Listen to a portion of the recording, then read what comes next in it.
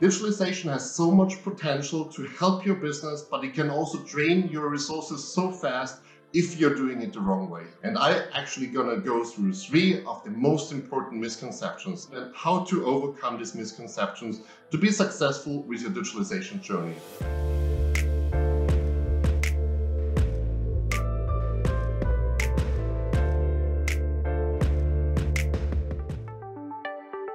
So the first misconception is that people tend to think that technology is digitalization. So just getting an iPad to your salespeople won't solve any problems for you. It's actually creating problems for you. People don't like it because they don't want to change their processes. They don't want to change how they work.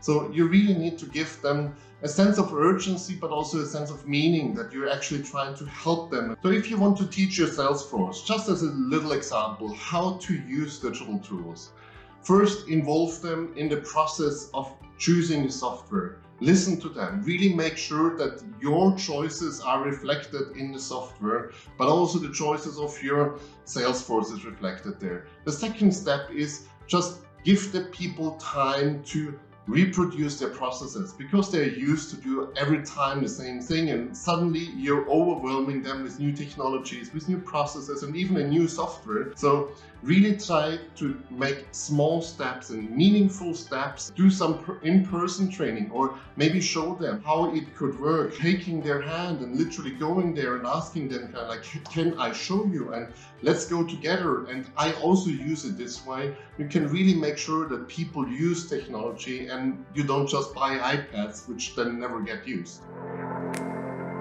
So the second misconception is actually a very big misconception. The real potential of digitalization is actually getting the data. You need to understand your customers, you need to understand your processes, or you can even understand your company way better if you have the right data. Many business owners are actually really frightened about data and collecting data because of privacy issues and whatever. But the real power is really inside. So really think about digitalization as a problem solver to get a better insight on your customer, or on your processes, or on your buying journey, for example. That is what I call real data, because with that you can understand, okay, the customer is not coming from the website first, so he's coming from a partner, so we need to optimize the partner. So this is the power digitalization gives you. You can do decisions based on data and not just because you're guessing on something or you're just thinking that it might be good. You can actually use data to prove your point.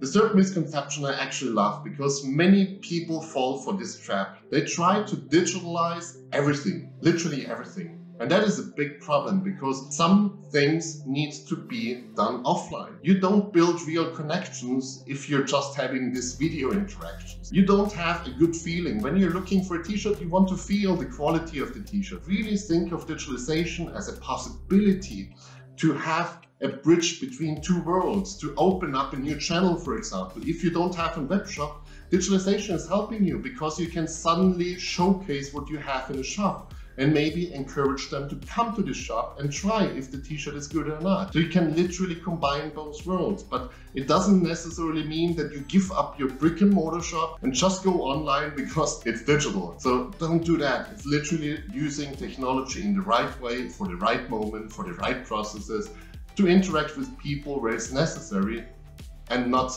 just because it's there. So when we are speaking about digitalization, it's really important that you take in all the information from your employees, you understand what your customers want or don't want to be digitalized, and you also need to take care that you're not falling for the trap that you're just using technology for the sake of technology. So really make sure that you understand the positive and the negative side of digitalization for your business, and try to actually figure out where you can start small. Don't plan everything at the moment because people get overwhelmed. So start small and grow big.